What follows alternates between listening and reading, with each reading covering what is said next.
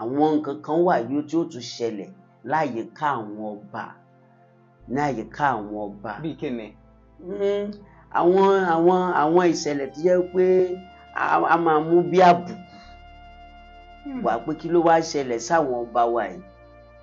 Bẹ́ẹ̀ ni èyí tí yóò sì ní ìmọ̀ sí Ọlọ́run nínú pé ní gbogbo South West State òun ti ṣetán láti mú kí ògo South West kó bú jáde.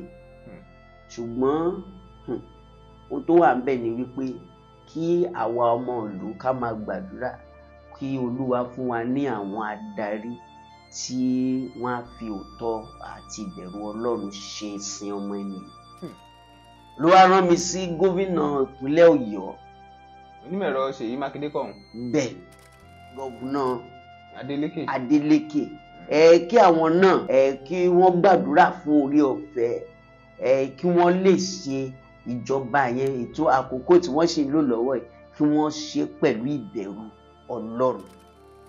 Torí ìbẹ̀rù Ọlọ́run ò ní ìpilẹ̀ṣẹ̀ ọgbọ́n. Oríṣiríṣi ni wọ́n máa tì wọ́n ṣùgbọ́n kí wọ́n má jẹ́ kí àwọn èèyàn kó tì wọ́n ṣe ohun tí ó lòdì sí Ọlọ́run. Ọlọ́run létò fún wọn ṣùgbọ́n gbogbo ẹ̀ mo rí àwọn ọ̀tá tó ń bá wọn rẹ́rìn tó jẹ́ wípé ọ̀tá ni wọ́n. Wọ́n fẹ́ yọ ṣọ́ọ̀kì lẹ́sẹ̀ wọn. Wọ́n fẹ́ tí wọ́n bá múra wọn á yọ fìlà orí wọn àwọn gbà ó. Kì í ṣe pé wọ́n yọ nìkan wọ́n tún gbà. Bẹ́ẹ̀ ni o so wọ́n gbọ́dọ̀ múra gidigidi ìyẹn lórí ti gómìnà ìpínlẹ̀ Ọ̀ṣun.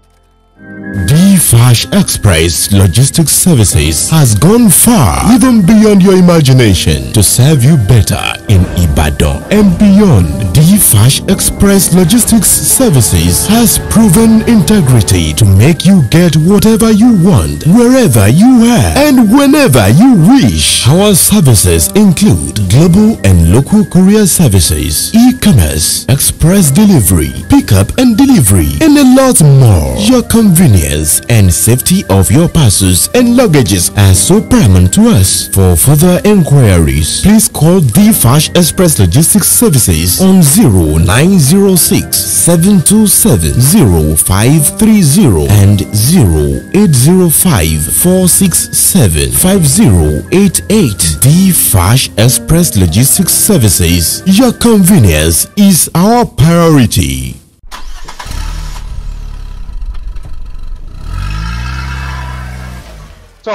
Mo kí yín bí tẹ́ tí ń wò wá o jákèjádò àgbáyé. Olúwatóbilọ́ba Fásùgbà lórúkọ mi. Lásìkò yìí ó ń ṣàfihàn ìdajì nínú ọdún 2024. Oṣù keje la wà yìí. Lóòótọ́ àwọn àsọtẹ́lẹ̀ kan máa ń wà tí wọ́n máa ń fi sóde pàápàá níbẹ̀rẹ̀ ọdún tàbí níbẹ̀rẹ̀ oṣù tàbí níbẹ̀rẹ̀ ọ̀sẹ̀ tàbí láàárín ọdún. Lásìkò yìí mo ní àlejò pẹ̀lú mi. Mo lálejò pẹ̀lú Prophet Káṣímáwo Tèmítọ́pẹ́ Solomon. Mo kí yín sà. Mo kí yín sà. Mo dẹ̀ kí gbogbo àwọn tó wà jákèjádò káàkiri àgbáyé. Olúwa yóò wà pẹ̀lú. Àmín. Tọ́. Ẹni àwọn àsọtẹ́lẹ̀ kan tẹ́ ní Olúwa rán yín sí àwọn èèyàn dérí àsìkò yìí. Bẹ́ẹ̀ni, ẹ tún káwò. A fi ògo àti ìyìn fún Ọlọ́run fún àǹfààní ńlá torí nínú gbogbo àpẹ́ a gbọ́dọ̀ dúpẹ́ lọ́wọ́ Ọlọ́run. A dúpẹ́ lọ́wọ́ Ọlọ́run, àǹfààní ni láti lè wọ ìdajì ká wọ ipá kejì ọdún tó máa parí ká láti wọ yẹn àǹfààní ńlá ni. Oore lọ́wọ́ Ọlọ́run ni, ọpẹ́ ni fún Ọlọ́run. Ṣùgbọ́n ó ní àwọn nǹkan kan tí gbogbo wa gbọ́dọ̀ mọ̀ ní àwọn oṣù mẹ́fà tó kù nínú ọdún yìí. Gẹ́gẹ́ bí a ṣe ti ń sọ fún wa. Àdúrà mi ni wípé àní nígbà tí ọdún yìí bá máa parí ò ní parí ẹ̀ sórí òfo. Àmín. Lórúkọ Jésù ò ní parí ẹ̀ sórí òfo. Àmín. Lákọ̀ọ́kọ́ ohun tí Olúwa fi hàn kí a má tí sinmi o. Sinmi. Ní orílẹ̀-èdè Nàìjíríà. Àwọn ìṣẹ̀lẹ̀ kan sì máa ṣẹlẹ̀ tó máa mì orílẹ̀-èdè yìí.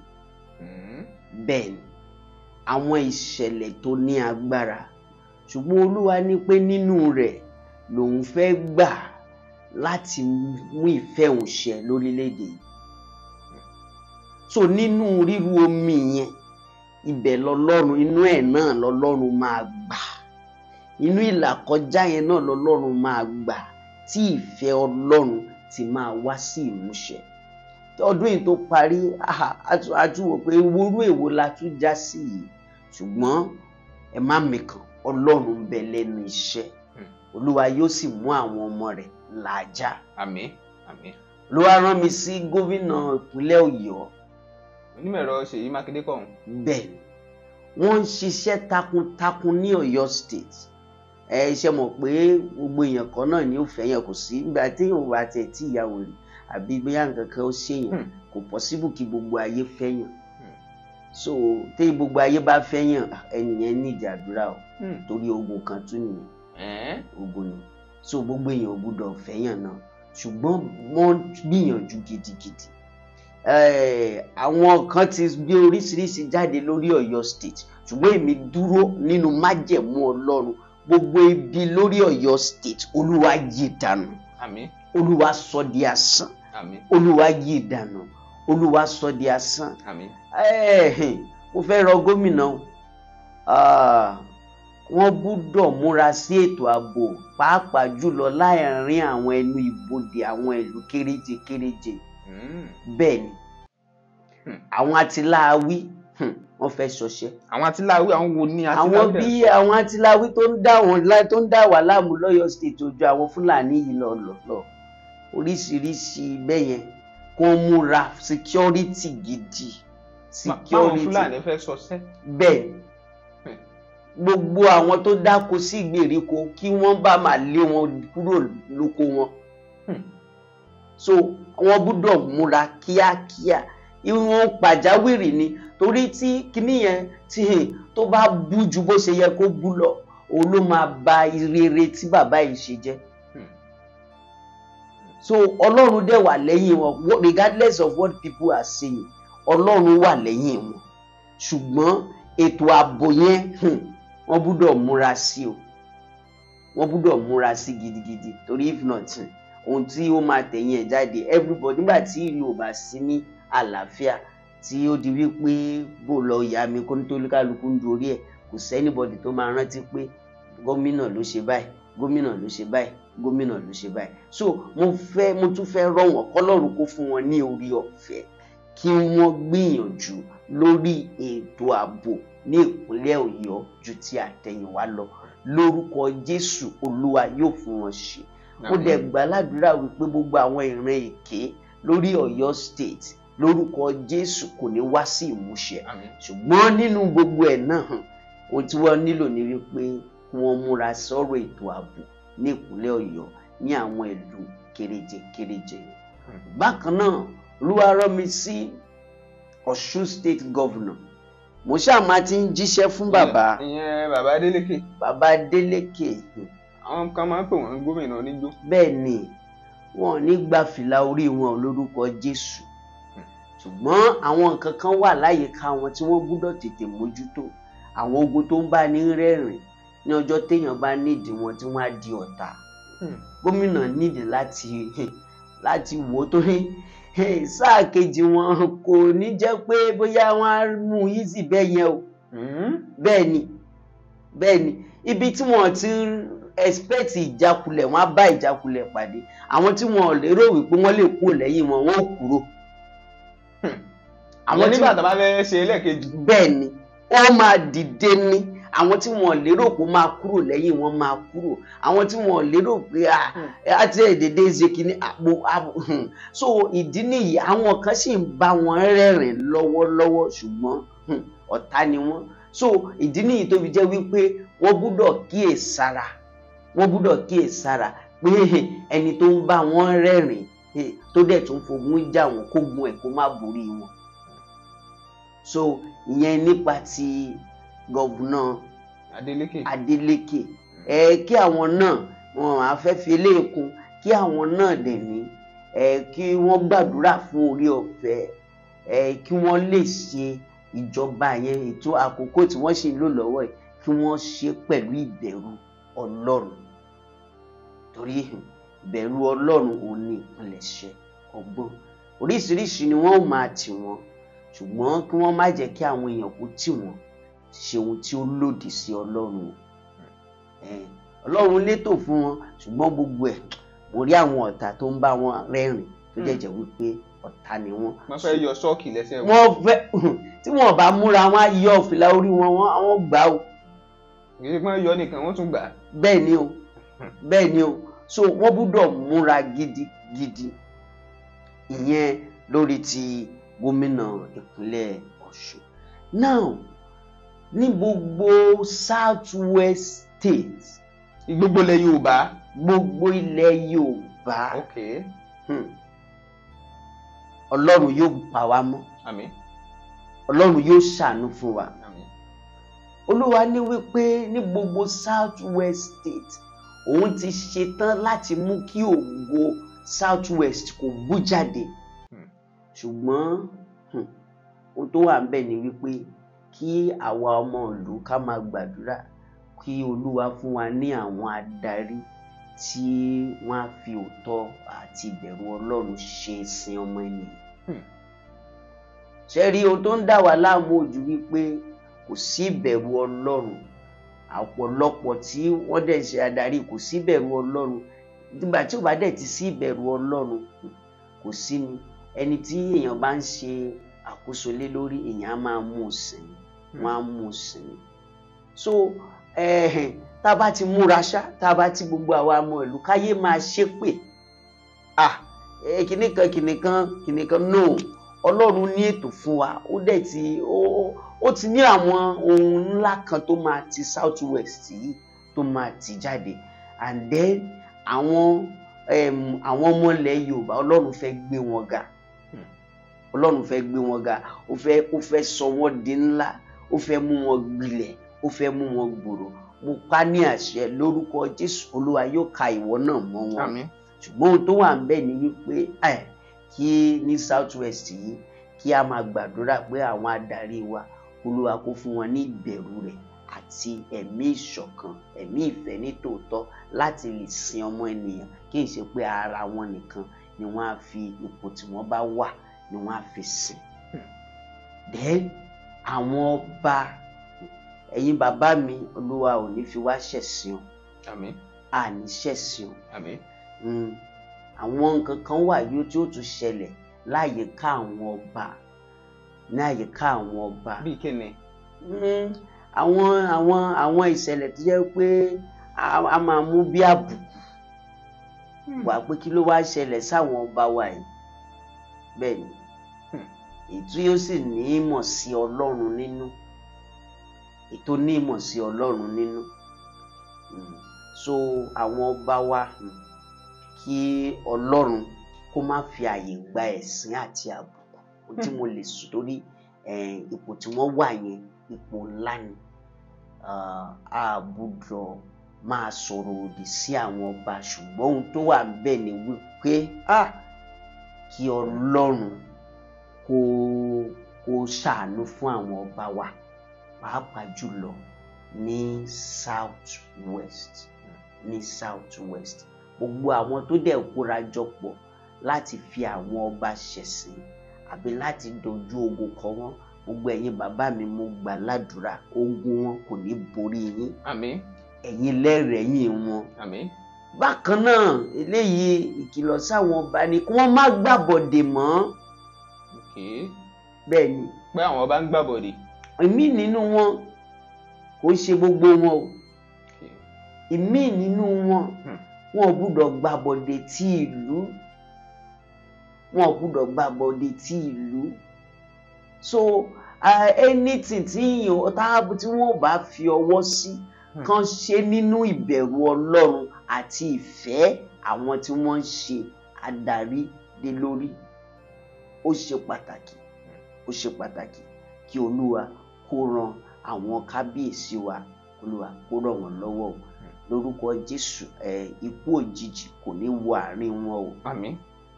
Bákan náà mo lọ sí ọ̀dọ̀ àwọn òṣèré Olúwa fi ìran yẹn hàn mí bí eré wọ́n nílò láti múra. Ẹ sọ níbẹ̀rẹ̀ ọdún yìí náà.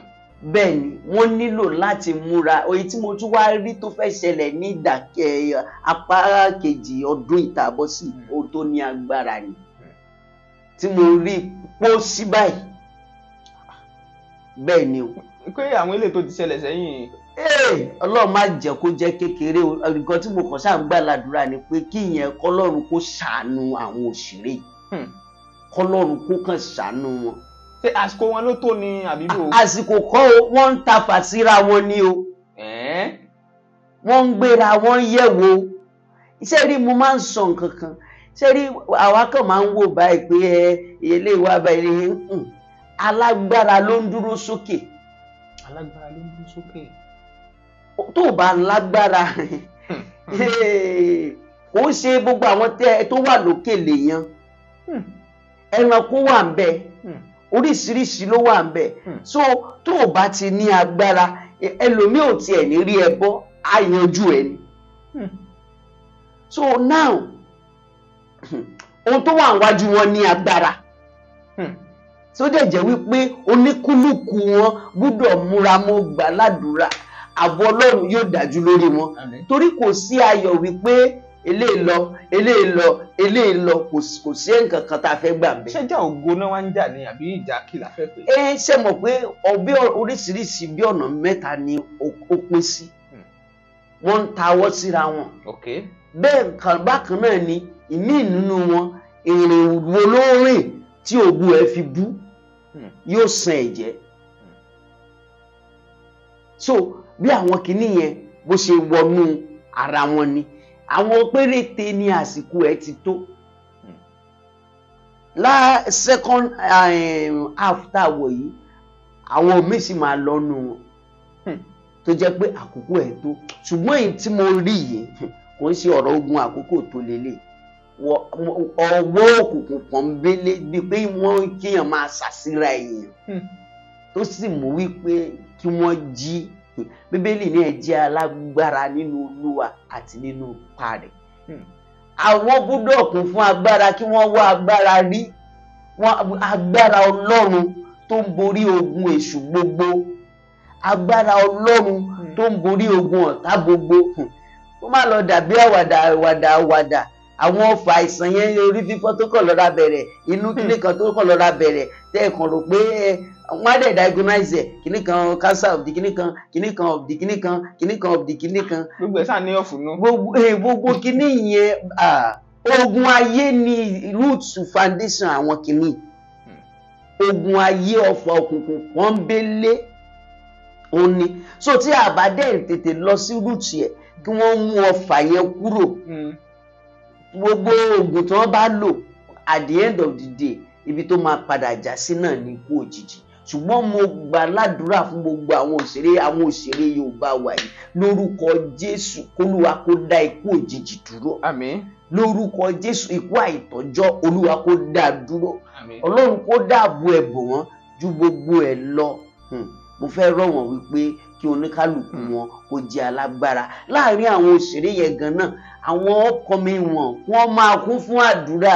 Àwọn àkùkọ gàgàrà tó ń gbẹ̀mí lẹ́nu àkùkọ kékeré pé Olúwa gbé rọ̀ mí lágbára. Kò sí ṣẹ́ṣẹ́ rí sà, kò sí iṣẹ́ tó ṣe é dá sí láìsí agbára. Pé irú tiwa yìí náà nǹkan. Irú tí yìí ń ẹ nídìí agbára. Kò sí ẹlòmíì bẹ́ẹ̀ yẹn á kàn wò yín lásán á kàn wò yín pé ó dà pé fọ́lọ́wà ẹ̀ máa ti ń pọ̀ díẹ̀díẹ̀ tó dẹ̀ ní fọ́lọ́wà jù yín lọ inú á dẹ̀ máa bí. Iṣẹ́ Ọlọ́run tá à ń ṣe yìí láwọn tó tútù ṣe kíní dáadáa tọ́lọ́run ti ràn lọ́wọ́ á tún máa wò pé ọmọ yẹn ń bọ̀ kẹ́ téyìn ò tiẹ̀ tí súnmọ́ rẹ̀gbẹ̀rẹ̀gbẹ̀ rárá á tún gbọ́wọ́. Ayé tí à ń gbé nìyẹn nítorí wípé ọ̀pọ̀lọpọ̀ tí àwa ń wò gẹ́gẹ́ bí ènìyàn Sátánì ló ń gbé inú wọn.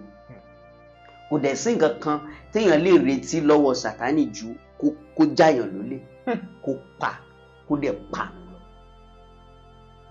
Ohun tí ìwé John 10:10 sọ nìyẹn kó jáyàn lólè kó pa kò tún ní dúró bẹ́ẹ̀ ò bá múra tó bá pa á tún parun wá parun á destroy pátápátá.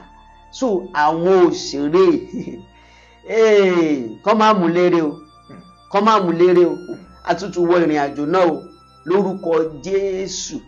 Ikú rèwerèwe, ikú àìtọ́jọ́ láàrin wọn kọ́lọ́run dáwọ́ ẹ̀ dúró. Àmín. Àwọn tó dẹ̀ ti dàgbà láàrin wọn, àdúrà tí mo lè gbà fún àwọn bàbá àwọn màmá àárín wọn náà ni wípé k'Olúwa kó túbọ̀ lọ́ra ẹ̀mí wọn, pé kí wọ́n má fi ọjọ́ ọlọ́jọ́ lọ. Ṣùgbọ́n mo rí ìran yẹn tó dẹ̀ mú wípé kí gbogbo wọn di alágbára nínú Ọlọ́run, kí wọ́n wá agbára Ọlọ́run rí, kí wọ́n má dẹ̀ sáré ju ohun tí Ọlọ́run kọ mọ́ wọn lọ.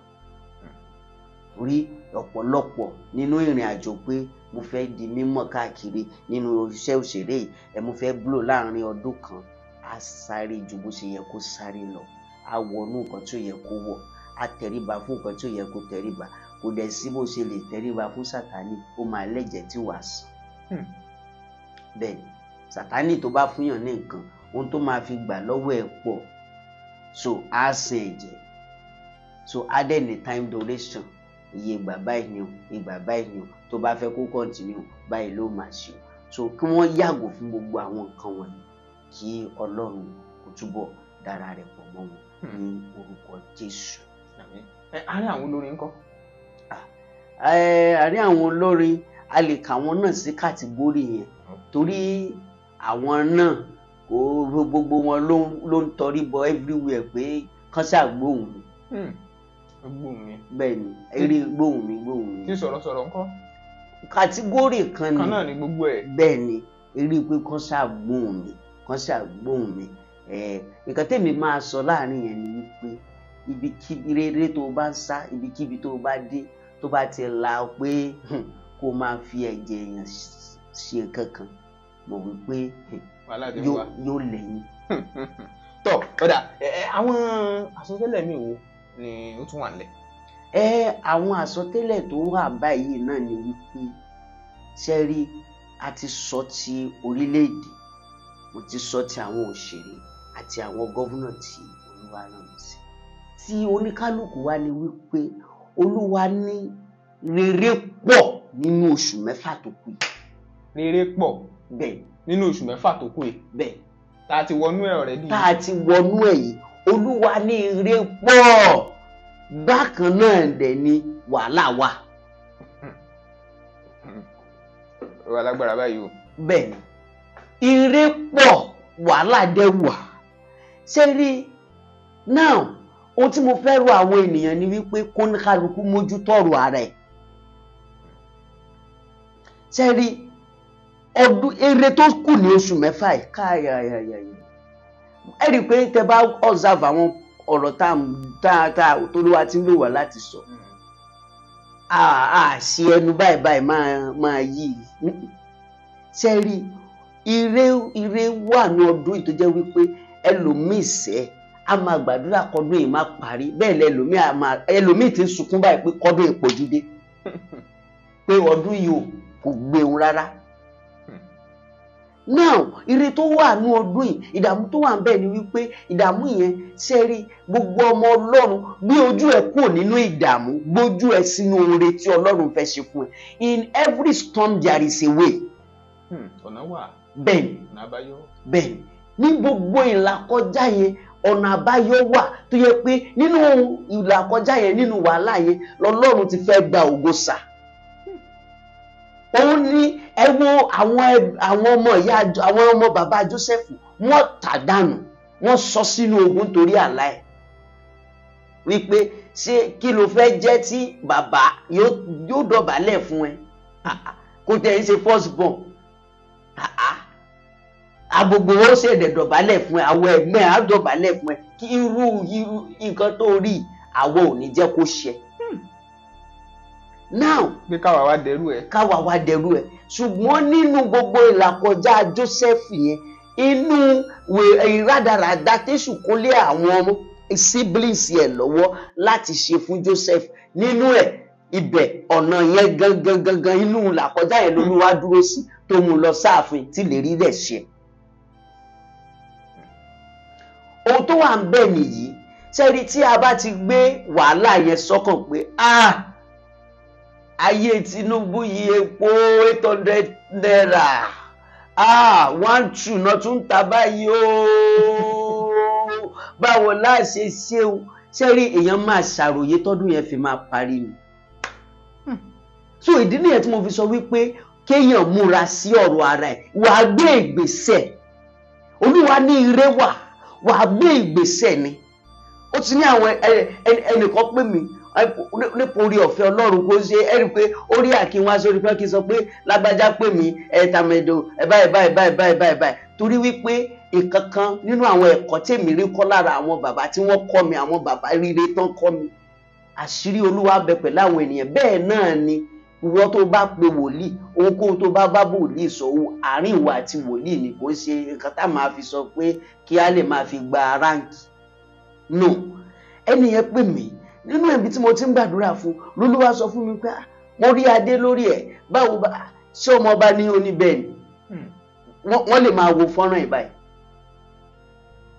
Wọ́n sọ okay nǹkan báyìí lẹ́sẹ̀ nǹkan báyìí ẹlòmíì nínú tó bá pè kí lẹ ṣe Olúwa bá tan ìmọ́lẹ̀ pé mo ti rẹ́ni tí wọ́n pé láàárọ̀ ẹ̀ Olúwa tan ìmọ́lẹ̀ pé lọ ṣe nǹkan báyìí. So ayé yìí kọjá pé kò kàn fẹ́ lo ọgbọ́n ara láti fi dá nǹkan. Lóòótọ́ Ọlọ́run fún wa ní brain láti lò ṣùgbọ́n àwọn kò ẹ wo Genesis 26 Ísákì fẹ́ kúrò ní ilẹ̀ náà nítorí ìyàn. Kò ń ṣe làákàyè orí ẹ̀ ló lè mú kí nǹkan kan wà lẹ́nìdí ẹ̀ tí a ní pé kí normally tí èèyàn bá mú bì kan tí gbogbo èèyàn tó ń gbé nǹkan tí ò sí èrè èèyàn ó lọ ibi tí èrè wà ní nǹkan tí ọpọlọ orí wa yóò sọ fún wa nìyẹn. Olúwa wá sọ fún Ísákì pé dúró níbí ló gbèsè ló ti rí ọrọ̀ ọ̀run. Agbára kan wà ń di ẹ̀, àṣẹ kan wà ń di ẹ̀. Now ohun tí mo fẹ́ sọ fún àwọn èèyàn ni wípé rere tó pọ̀ ní ọdún yìí o lè rí imú tó bá ti ń lo làákàyè orí ẹ̀ ṣe everything. O nílò ìtọ́ni. Bíbélì wípé ó ní orun Olúwa ní agbára, ó ní ọlá ńlá, ó fagi Kédárì tí lẹ́bá lónìí ya. O nílò wípé kí ohun Olúwa jáde sí ẹ. Sí ohun tí mo ń ṣe lÓlúwa tí ẹ fẹ́ kí n ṣe. Ìgbésẹ̀ wo ló kàn kí n gbé? Ọ̀nà wo ló kàn kí n rìn? Mi ò lè máa sọ mi ò láìkí kí n máa gbé ayé àwọn èèyàn tó pè mí personally kí n máa gbé ayé wọn wá sí ìta. No. Ara ohun tá a kọ́ mọ́ iṣẹ́ ni. Pé kò sí kí ni gbogbo yẹn rárá.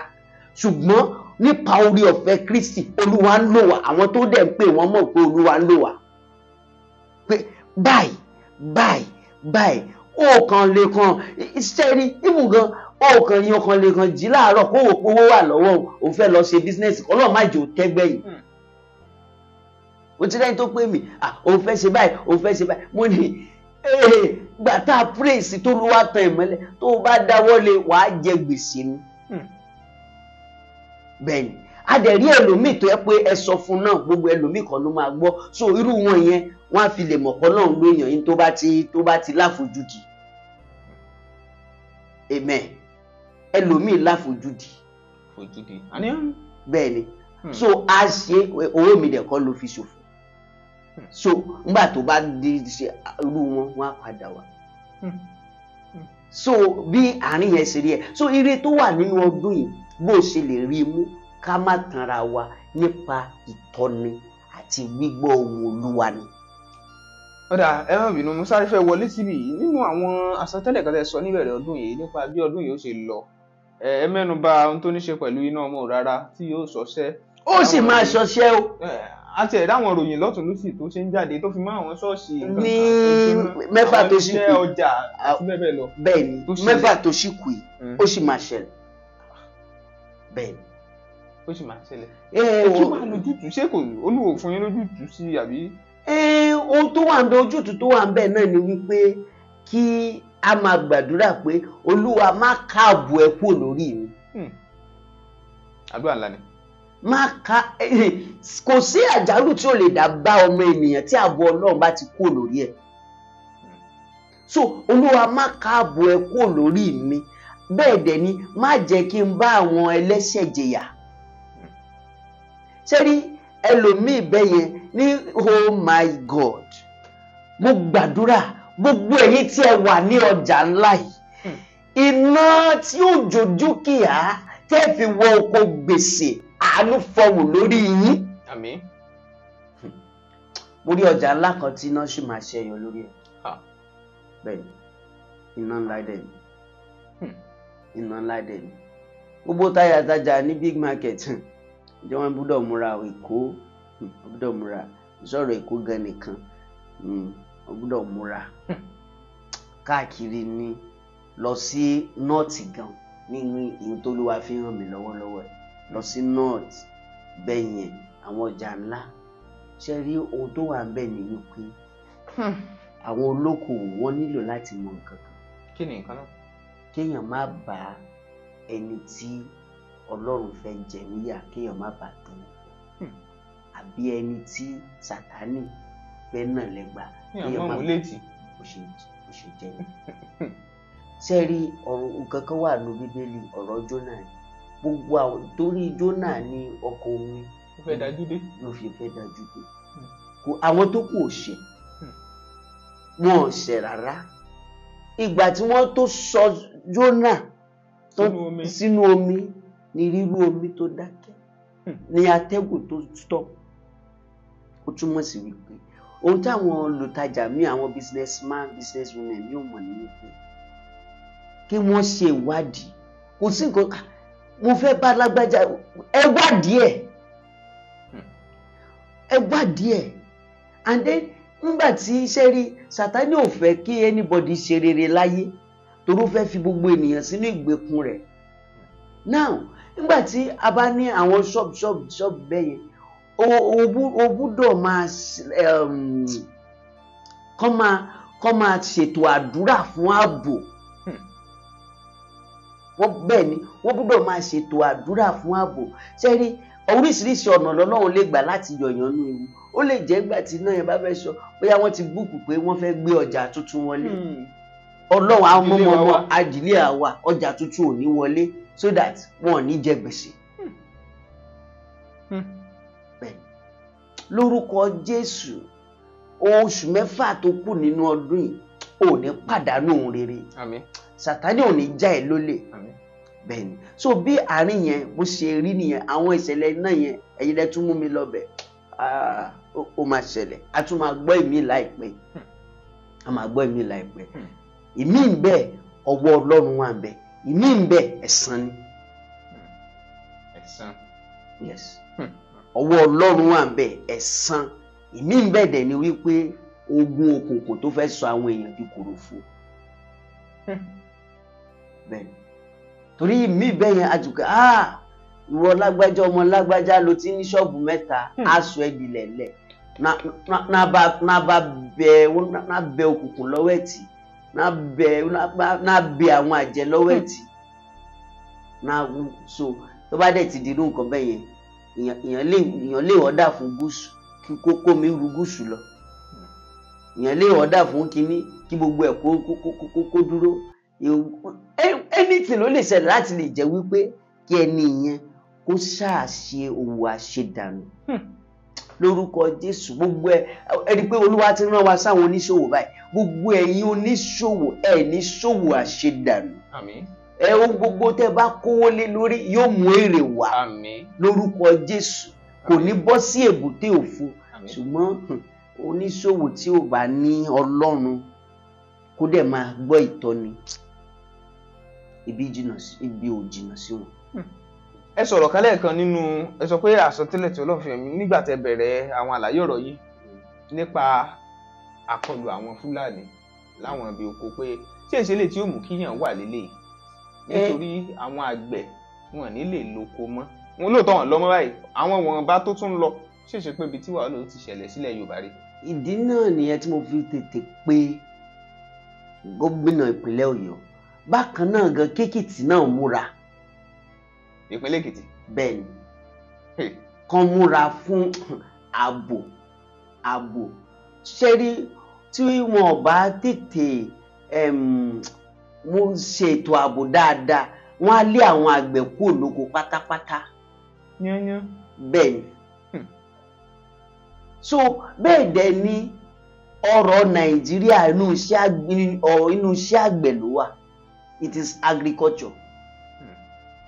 So tí our economy cannot grow tí a bá ń fi àyè gba àwọn Fúlàní pé kí wọ́n lé wọn kúrò lóko, ẹran nìkan kọ́ ni ó wà nínú agric tí wọ́n wàá fi gbogbo kátù gbogbo nǹkan tó kù táwọn èèyàn dáwọ́lé. mo tiẹ̀ ṣe interview fún ní ọ̀dọ̀ ọba kan tí mo lọ lọ́sẹ̀ tó kọjá, àwọn ìjòyè náà wá sọ̀rọ̀, fídíò yẹn ti wá ń tà báyìí.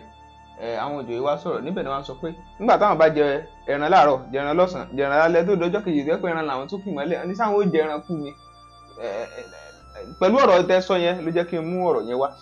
Kí wá ni ṣé ojútùú kankan tiẹ̀ wà sí báyìí? Ojútùú wà sí, ojútùú tó wà sí náà ni wípé kí a má jẹ alátẹnujẹ, torí gbogbo wọn náà tí àwọn Fúlàní tó di kànrànjọ́gbọ̀n ẹnìkan ló ṣe pílà fún wọn, ẹnìkan ló wà lẹ́yìn wọn, ẹnìkan ló ń dó lẹ́yìn wọn tí wọ́n fi lè ṣe gbogbo nǹkan ṣe. Ṣáwa lẹni náà. Ibi tí ọ̀rọ̀ wà náà nìyẹn, àwa ara wa náà là ń gbàbọ̀dé fúnra wa.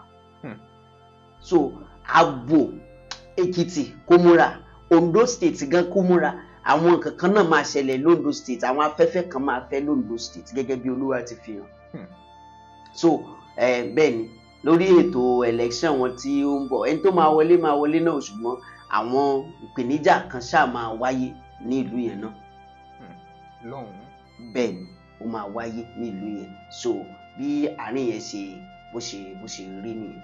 Ẹ sọ àsọtẹ́lẹ̀ kan lẹ́ẹ̀kan nípa pé káwọn èèyàn máa ní òjò, kí wọ́n máa bẹ̀rù nípa pé kọ́dẹ̀ má lu èrò ara wọn nípa ṣíṣe nǹkan tó máa fẹ́ lápòjọ lọ́dún yìí tó fẹ́ ṣe àṣeyọrí ní tó kù kí ọdún yìí parí. Ṣùgbọ́n ọ̀pọ̀lọpọ̀ àwọn míì wọ́n ti lọ ń bá àwọn wòlíì, wọ́n ti sọ pé gbàdúrà fún wọn, ṣùgbọ́n ẹbí kọ̀. Iṣẹ́ mi gan tán ní ká má gbé gan lọ́nà wà. Kí ló ń fa ìyẹn? Ṣé mọ̀ pé àwọn èèyàn wa náà mo fẹ́ rọ̀ wọ́n tó bá lọ bá wòlíì, ẹ máa try láti ní sùúrù níwọ̀nba. Now ẹlòmíì kò ń ṣe wípé ìran tí wọ́n rí sí kò ṣe tòótọ́. Ní àárín ẹ̀ nígbà tí wọ́n bá ń gbàdúrà fún ẹ tó bá ní kó ṣe kan báyìí, ó possible kó jẹ́ pé àwọn ogun kan wà tí ó bá wà lára èèyàn, kò sí nǹkan téèyàn lè dáwọ́lé tó máa yọrí. So ẹlòmíì bẹ́yẹn yàtọ̀ sí pé ó fẹ́ ṣe business, owó ló kan, ẹlòmíì kan lè pẹ́ pé òun fẹ́ ṣe business yẹn ló sọ pé òun fẹ́ ṣe, wọ́n á kàn dé báyìí pèsè ok lọ ṣe nǹkan báyìí, a ti gbà pé wọ́n ti ní kó o ṣe àwọn ìgbésẹ̀ tó kù, kò ní wádìí ẹ̀, because ẹlòmíì ọwọ́ àṣetì ó wà lára ẹ̀, kò dẹ̀ sí business kankan, kò sí owó tí wọ́n lè fún, kò sí owó tán lè kó lé lọ́wọ́. Ọjà wo ni afọ́jú fẹ́ tà tó wó máa pé? Bẹ́ẹ̀ ni ayé ẹlòmíì, bí ọjà wo ló afọ́jú fẹ́ tà tó wá pé? Now tí ogun ara ẹ̀ yẹn tí wọ́n bá ṣe nǹkan, ṣé rí mo rọ pàápàá jùlọ àwọn èèyàn wa ní diaspora, mo rọ̀ wọ́n lórúkọ Jésù. Àdúrà mi ni wípé ẹ kórè oko wálé, ẹ̀ẹ́dẹ̀ ní gbé sájò lórúkọ Jésù. Gbogbo wọn ń ṣiṣẹ́ gidi lọ́wọ́, gbogbo ìlàkàkà yín lórúkọ Jésù kò ní já sí òfo. Ṣùgbọ́n èmi fẹ́ rọ̀ wọ́n wípé kí wọ́n sì máa ṣe, kán máa wá ìtọ́ni. Àwọn kankan wà tó yẹ pé ayé ń ṣèyàn o, àṣàsí dẹ̀ wà, wọ́n lè ṣàṣeyàn láti lébi. Kó lè ràn wọ́n tó. Kí ni orúkọ ẹ̀ lásán náà máa pè á dẹ̀ dáhùn. Ṣé mọ́mọ́ sọ pé tí ẹ̀ bá ti jìnnà sílé? Kò sí nǹkan tó jẹ́ jìyàn sílé pé ogun sáfù, ogun ẹ̀mí la pé kò ń ṣe wọn wọ mọ́tò kan tó àwọn ẹ̀mí tá à ń sọ ẹ̀, wọn ò ní láti gba visa, ẹ̀mí àti ńlá ní láti gba visa láti ra tíkẹ́ẹ̀tì. Lẹ́sẹ̀kẹsẹ̀ ni wọ́n á pe àwọn àyájọ́ yẹn, àwọn ẹ̀mí yẹn wọ́n á dẹ̀ bẹ̀ lọ́wọ́, á dẹ̀ lọ ṣiṣẹ́, á lọ dáhùn. Ẹlòmíì bẹ́yẹn tí wọ́n bá ṣàṣì, tí wọ́n bá bẹ nǹkan lọ́wọ́ ẹ̀tì láti lé, kò síbi tó bá wọ̀ wọ́n á máa kọ̀. Ìmíì wọ́n á ti fi àmì òkùnkùn sí lára, wọ́n á ti fi kò ṣeé ṣe sí lára, so irú èèyàn bẹ́ẹ̀ yẹn business wo ló fẹ́ ṣe? So ẹ rí irú èèyàn bẹ́ẹ̀ yẹn ó kọ́kọ́ nílò wípé kán kọ́kọ́ ṣiṣẹ́ lórí ẹ̀, kán kọ́kọ́ ṣiṣẹ́ iṣẹ́ tí mo sọ àdúrà ni o, kò sí iṣẹ́ kankan náà tó àdúrà, kán kọ́kọ́ pe àwọn èèyàn jọ. Ẹlòmíì now for example irú àwọn tó wà ń lo òyìnbó yẹn, ìmí inú wọn ẹ sọ fún wọn pé now condition ẹ̀bẹ̀ yẹn almost everything ni wọ́n sanwó lé lórí, tax wọn ò gbúdọ̀ má ṣiṣẹ́. The way to survive there is you working. Now kò sí time bẹ́ẹ̀ yẹn láti gbàdúrà, ọwọ́ dẹ̀ ti tẹ̀lé ẹ. Ṣírú èèyàn bẹ́ẹ̀ yẹn ṣé kò ṣe wípé a kàn rìnrìn àjò àwọn èèyàn á kàn máa sọ pé lágbájá wà lọ́hùn tí kò ní nítumọ̀. So irú èèyàn bẹ́ẹ̀ yẹn nígbà tó bá wá pè tẹ́ bá sọ fún wípé ẹ jẹ́ kí wọ́n organize àdúrà, ẹ̀mí lè ní òun gbàdúrà. Òun gbàdúrà yẹn ohun tó dẹ̀ wà lára ẹ̀ kò ń ṣe àdúrà súkẹ́súkẹ́ 5 minutes. Wákàtí mi ò lè yẹ kí èèyàn fi gbàdúrà kádùrà tó gbà. Àdúrà ò ní kò ń sọ̀rọ̀ wákàtí, àwọn ìjìnlẹ̀ tó wà nínú àdúrà another aspect nìyẹn, ó ní agbára. Sẹ́rí number 1 tí àdúrà bá máa gbà ọkàn ìgbàgbọ́, but àwọn àdúrà kan wà tó yẹ pé àtẹnumọ́ ni omi ìgbúdọ̀ tán yìí. Torí iṣẹ́ tí òkùnkùn ṣe míì wọ́n á bẹ òrìṣà lọ́wọ́ ẹ̀tì, oríṣiríṣi náà kàn bẹ̀ lọ́wọ́ ẹ̀tì, ẹlòmíì tẹ́ pé gbogbo nǹkan kan dàrú, gbogbo nǹkan kan dojú dé. Ẹlòmíì kàn lè ní pé lágbájá mo expect wípé ó ti wà nílò òyìnbó kó mọ́mọ́ mi wá, kò mọ́mọ́ mi wá, á dẹ̀ tilẹ̀kùn mọ́ láti mú ìyàwó wá, láti mú ẹbí ẹ̀ kankan débẹ̀. Gbogbo owó tó bá ná pé kọ́ ẹbí ẹ̀ débẹ̀ wọn ò ní rí i ṣe. Bẹ́ẹ̀ni tó yẹ pé wọn ò ní jẹ́ káyè gbà, ṣe bẹ́ẹ̀ ni táyè bá gbà tó bá rójú ní ọ̀ràn tí ẹbí. So irú èèyàn bẹ́ẹ̀ yẹn kò ń ṣe nǹkan tẹ́ pé wọ́n ní ẹni tó ti lọ bí iṣẹ́ látàárọ̀ tó dé, ká má tanra wa, kò sí how many minutes ló fẹ́ fi gbàdúrà. So ìdí nìyẹn tó fi jẹ́ pé ìgbẹ́ ẹlòmíì you just need corporate anointing, corporate people to help you lift your faith. Kò ṣe pé kí ìwọ náà má jẹ́ aládùúrà o, tí o láti fi ran ìgbàgbọ́ ẹ lọ́wọ́ láti lè mú kí nǹkan kó tètè ṣe. So ohun tí mo fẹ́ rọ wọ́n nìyẹn lórúkọ Jésù, gbogbo ẹni tẹ́ wà diaspora yìí lórúkọ Jésù, UK káàkiri tẹ́ wà ẹ ní ṣàṣedànù, ẹgbẹ́ àṣedànù Ọlọ́run fọ̀, ṣùgbọ́n gbogbo ẹ̀ jù bẹ́ẹ̀ lọ ẹ jẹ́ kí ẹ máa gbọ́ ìtọ́ni. Bẹ́ẹ̀ ṣẹ́rí ẹni tó bá ti ń gbọ́ ìtọ́ni tó ń gbọ́ ìdarí kò ní ṣìnà. Even gan and then nǹkan kan tún wá ń ṣẹlẹ̀ bàbá, ó ní wípé ẹlòmíì torí pé ó ti ra irọ́ tẹ́ bá sọ àwọn nǹkan kan fún un. Ṣùgbọ́n nínú ibẹ̀ téèyàn bá ń wá breakthrough ibi tó ti ra irọ́ náà wà ó ní dúró gbà tó ì tí ì rí nǹkan tó ń wá, ibẹ̀ náà wà ti fi bọ́ sí èdí òtítọ́.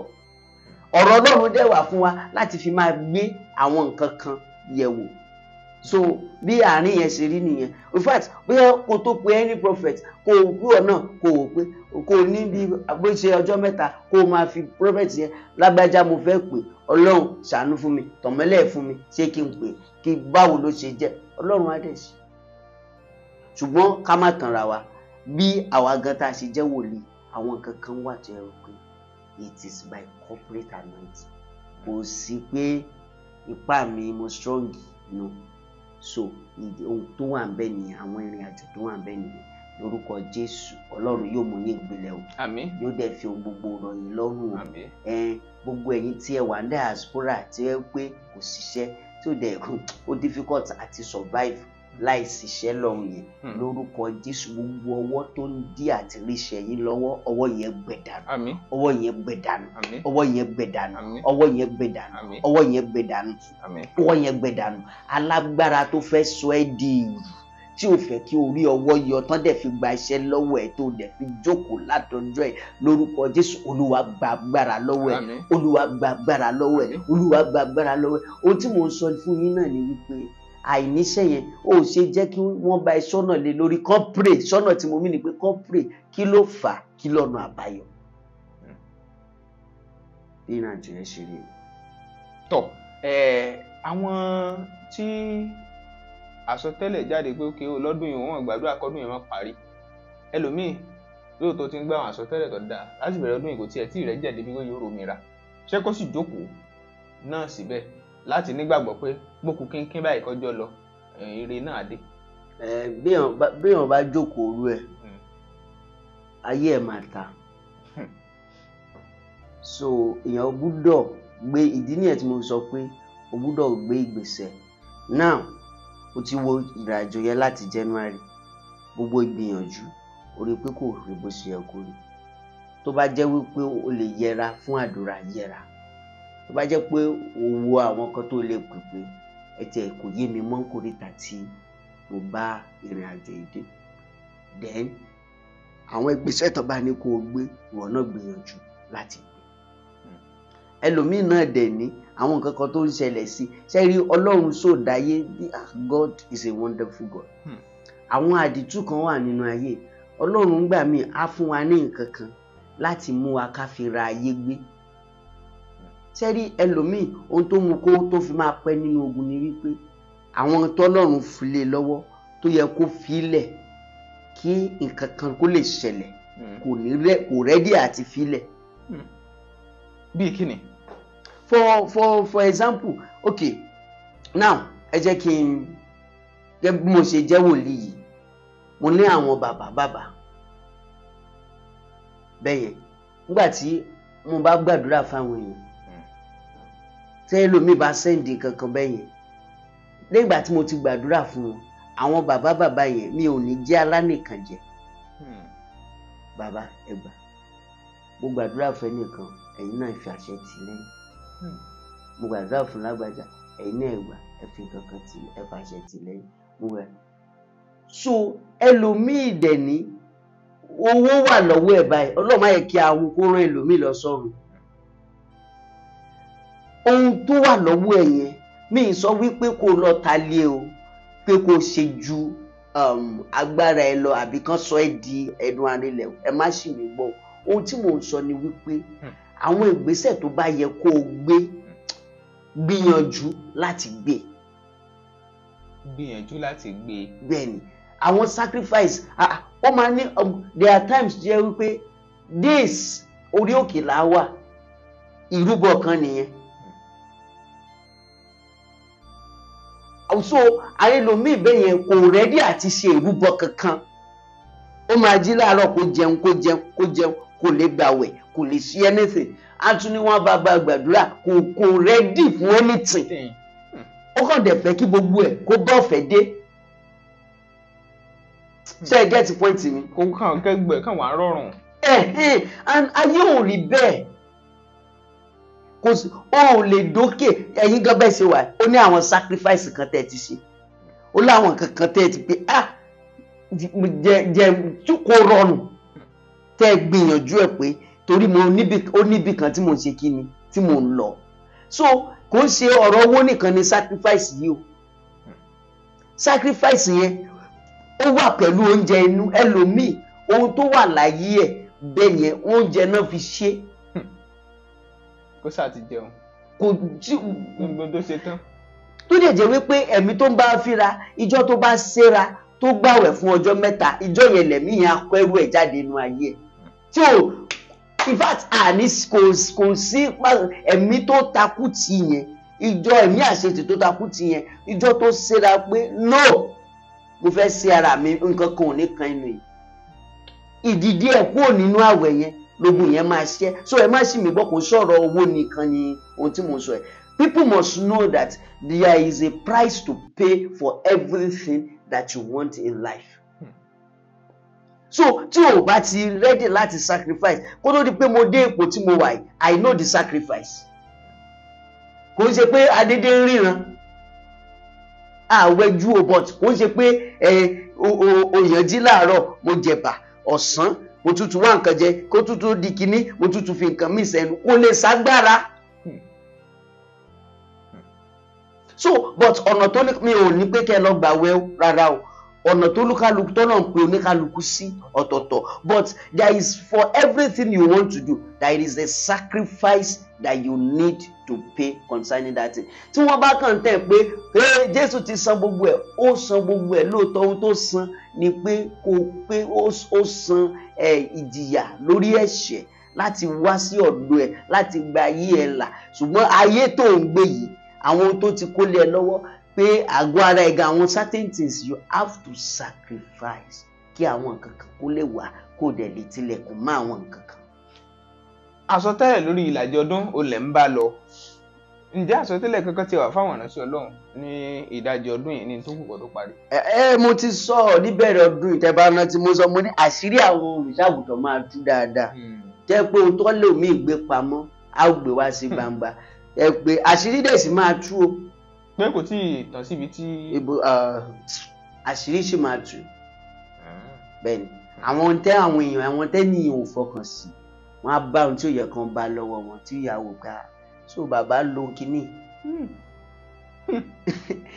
so màmá náà lo kínní. Bẹ́ẹ̀ni àṣírí á tú. Ọlọ́run ló fẹ́ jà fáwọn èèyàn, Ọlọ́run fẹ́ fìdí òtítọ́ múlẹ̀ so bẹ́ẹ̀ àárín yẹn ṣe so fáwọn ìránṣẹ́ Ọlọ́run àsọtẹ́lẹ̀ tó wà náà ni wípé ká kíyèsára, ṣùgbọ́n láì ohun tó wà ní oṣù mẹ́fà yìí àwọn ìránṣẹ́ Ọlọ́run kan Ọlọ́run máa gbé wọn sókè ní oṣù bẹ́ẹ̀ ni ìgbésókè ńlá. Ìgbésókè yẹn dẹ̀ ní ohun tí wọ́n fi máa rí ìgbésókè yẹn nínú ìpèníjà ńlá kan ni lọ́lọ́run fi máa gbé wọn sókè.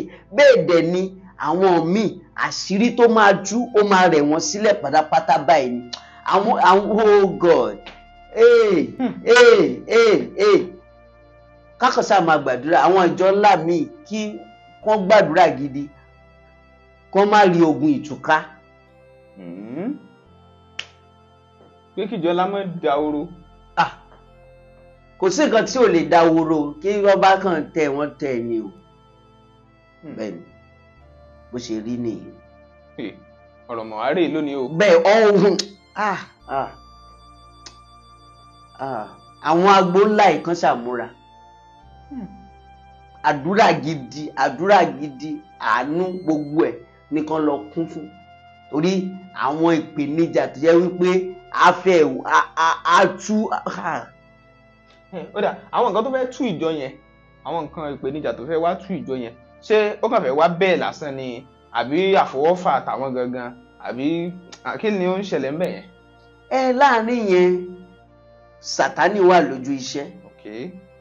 Sátánì ò fẹ́ kí ogun ọ̀run àpáàdì kò fẹ́ kí ìjọ Ọlọ́run kó dìde. Ìyẹn bẹ́ẹ̀ bákan náà kò ń ṣe gbogbo ibi tí wọ́n ti ń lùlù náà ni ó jẹ́ pé Ọlọ́run ló wá ń di ìlú. So ohun tí wọ́n gbé pamọ́ sí kọ̀rọ̀ tí ó mú káwọn èèyàn máa jó káwọn èèyàn máa dà lọ́bẹ̀ Ọlọ́run á gbé wá sí gbangba so adé gbogbo ẹ̀ adé. So torí there is a major church tẹ́ pé gbogbo ọkọ̀ kan máa túká ẹlòmíì bẹ́ẹ̀ yẹn àwọn ìrìn tó rìn pé bóyá ìrìn ọdún kan ọdún méjì ọdún mẹ́wàá náà lọ rìn náà lọ wá àwọn agbára yẹn táìmù dẹ̀ ti ọ̀pù túbà tán bá sáà rí èèyàn fi sàn ẹ̀jẹ̀ yóò bá sunkún díní ẹ̀ta gbọ́dọ̀ fi máa múra pé Sátánì ò gbọ́dọ̀ rí mi fi sàn ẹ̀jẹ̀ wọn ò gbọ́dọ̀ rí mi fi sàn ẹ̀jẹ̀ àwọn tó ń wá ẹni fi sàn ẹ̀jẹ̀ wọn ò gbọ́dọ̀ rí mi mú orí mi ò gbọ́dọ̀ gbàbọ̀dì lórúkọ Jésù orí yóò ní gbàbọ̀dì àmín o orí yóò ní gbàbọ̀dì lórúkọ Jésù so bí àárín yẹn bó ṣe jẹ́ lórí ọ̀rọ̀ ìjọ nìyẹn and majorly káṣà máa gbàdúrà fún ààbò because September October November ni mi máa ṣẹlẹ̀ lórílẹ̀‐èdè. September October November. Bẹ́ẹ̀ni sá. Irú mímí wo. Ẹ mọ̀ Nàìjíríà gan mímí gan ní báyìí torí ẹ rí wípé báyìí ṣe wà báyìí nísìn ọ̀pọ̀lọpọ̀ ó tún gbàdúrà pé kí Buhari bá jẹ́ pé Buhari ló wà ńbẹ̀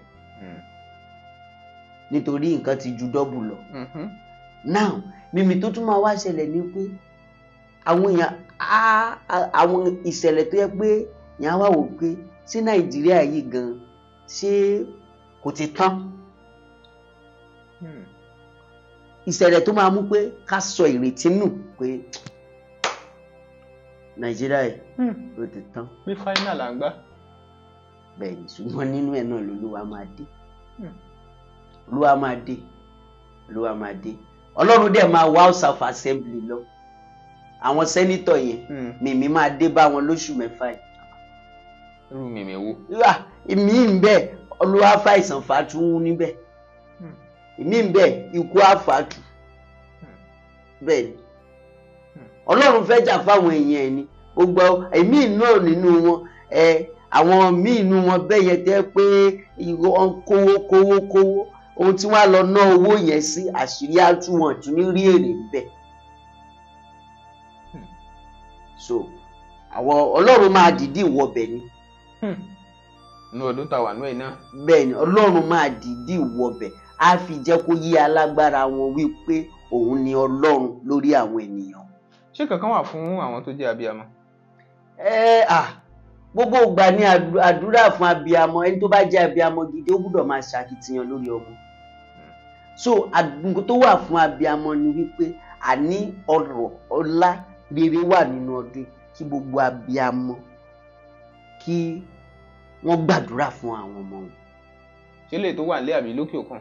Káàkiri. Olúwa fi agbára rẹ àti ipá rẹ la ọ̀nà fún ọmọ mi. Gbé sókè, má gbà fún ayé láti jábọ́. Fi agbára rẹ àti ipá rẹ la ọ̀nà fún àwọn ọmọ mi. Gbé sókè, má gbà fún ayé láti jábọ́. Àndé mo fẹ́ sáré sọ ilé àwọn ẹ̀kọ́ kan wà láni pé kò sí nǹkan tó ní ṣe pẹ̀lú ibi téèyàn ti ṣẹ̀ wá kíní kankan àwọn ohun òkùnkùn táwọn baba ńlá ti tẹríba fún. Ẹlòmíì ohun tó fi di alágbára ó ní nǹkan kan tó ṣe, ó ní nǹkan tó sọ, ó ní àwọn nǹkan tó tẹríba fún tó dẹ̀ ní tí àwọn ọmọ mi tí ó bá máa bọ̀ tí wọ́n bá sìn ọ́ ṣe báyìí fún wọn, ṣe báyìí fún wọn, tó dẹ̀ jẹ́ pé àwọn òrìṣà àwọn nǹkan wọ̀nyí àwọn nǹkan dúdú ẹ̀ ló ń dojú ìjà kọ àwọn èso tó ti inú ìran yẹn jáde. So ohun tí mo wá fẹ́ sọ nìyí fáwọn abiyamọ. Tí o bá ti ṣàkíyèsí nǹkan kan nínú ilé tó ti jáde, nínú ilé tó ti lọ́kọ, o ní ìdí àdúrà ègún àti èpè kó parẹ́. ègún àti èpè kó parẹ́. Bẹ́ẹ̀ni o nílò àdúrà àti ìgbésẹ̀ pé k'Ọlọ́run kó lè yọ àwọn ọmọ yẹn kúrò nínú ègún àti èpè if not. So àwọn at the same time pé kó máa gbàdúrà kí tiẹ̀ ní àwọn baba ńlá ìtẹríba fún tó di ogun fún àwọn ọmọ mi. Torí ẹlòmíì bó ṣe wà yẹn ohun tó ń là kọjá báyìí torí pé májẹ̀mú kan tí àwọn bàbá ẹ̀ ti bá òkùnkùn kan àbí òrìṣà kan tán ti bá a dá òun ni ó ń dojú ìjà kọ wọn tí wọn dẹ̀ san ẹ̀jẹ̀. òun ò sì mọ̀. òun ò dẹ̀ mọ̀ tí ó bá dẹ̀rẹ̀ ẹni sọ fún kó gbàdúrà. ṣáàdùn adé lè mú kúrò. ó lè mú kúrò pẹ̀lú ìgbésẹ̀ òun mo fi sọ pé sacrifice. irú yẹn àdúrà gidi kò ń ṣe súkẹ́súkẹ́ àdúrà 10 minutes. ìgbẹ́gbẹ́dìlé ló wá ṣe thank you father thank you father thank you father hallelujah hallelujah hallelujah.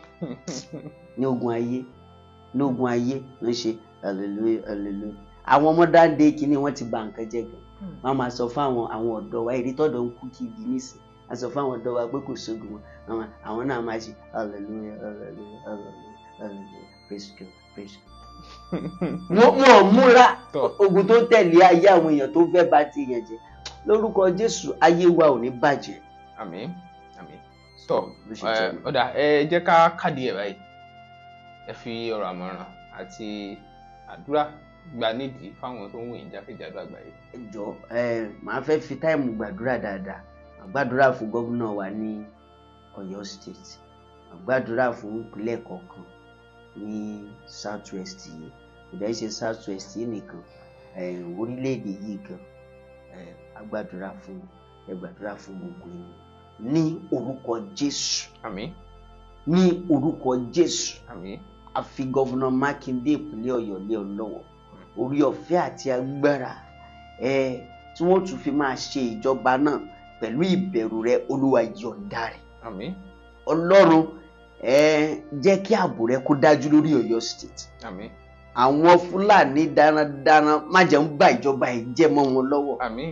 Gbogbo àwọn ẹnubodè wa ní ìpínlẹ̀ Ọ̀yọ́ jẹ́ káàbò ẹ̀ dájú. Àmín. Gbogbo àwọn ẹranko búburú tí wọ́n fẹ́ lé àwọn àgbẹ̀ pátápátá kúrò lóko lórúkọ Jésù ọwọ́ kó tẹ̀ wọ́n. Àmín. Gbogbo ibi tí wọ́n fara pamọ́ sí àti àwọn tí wọ́n ti gbàbọ̀dè tí wọ́n ń rí jẹ nídìí wọn tí wọ́n gbà wọ́n sọ́dọ̀ tí wọ́n ń kọ́fà wọn ó yá tú wọn láṣìírí. Àmín.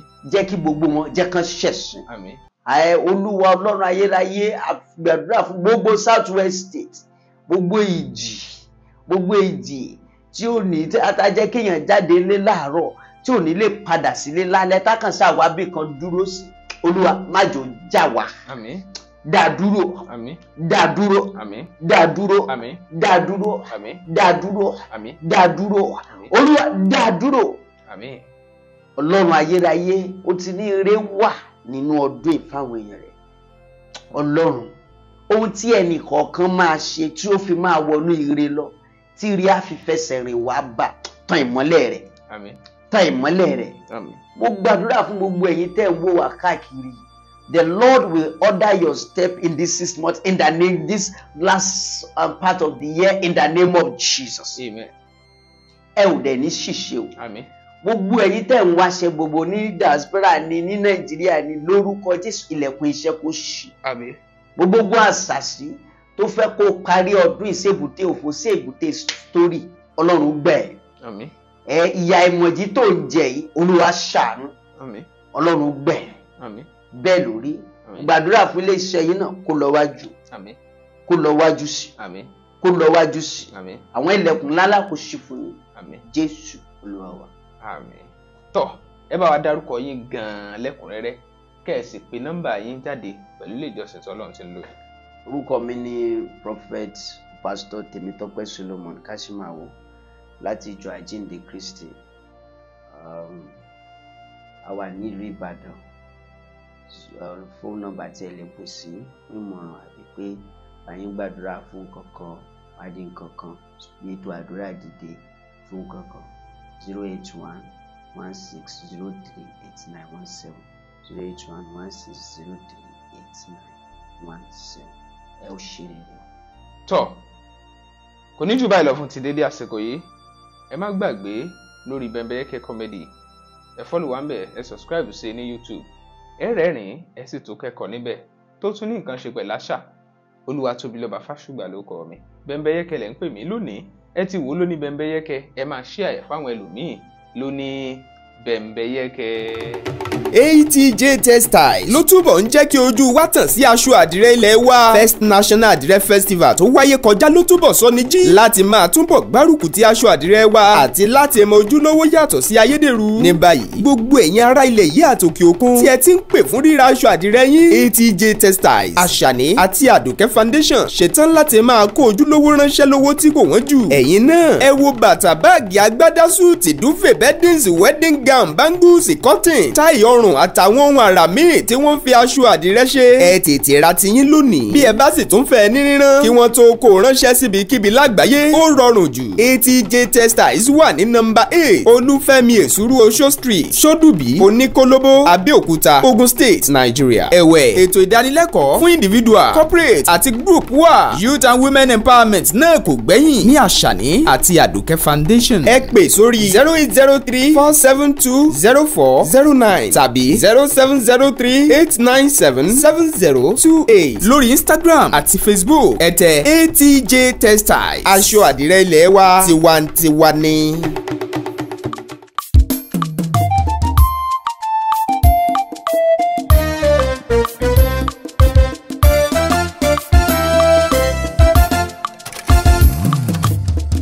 Bembeyeke TV ìkànnì ìlóyìn ládùn jù ó gbafẹ́ ó gbààyè òun ni ẹ máa wò. Bembeyeke TV ìkànnì ìlóyìn ládùn jù ó gbafẹ́ ó gbààyè òun ni ẹ máa wò. Àwọn ètò tó mọ́gbọ́n wá lóríṣiríṣi ń bẹ níbí ojúlówó ìròyìn ẹ gbọ́ tiwa ní í ṣe torí ẹyẹ bí ọ̀gìn ò sí kìnìún lọ bá ẹran ojúlówó ìsọfúnni ló mú wa dá wọn yọ. Bembeyeke TV ìkànnì eléyìí ládùn ó gbafẹ́ ó gbàyè òun ni ẹ máa wò. Oya support lọ Bembeyeke TV lẹ́tí máa rí bẹ́bẹ́ ìkànnì eléyìí ládùn Daniel Salomon ó gbàyè òun ni ẹ máa wò.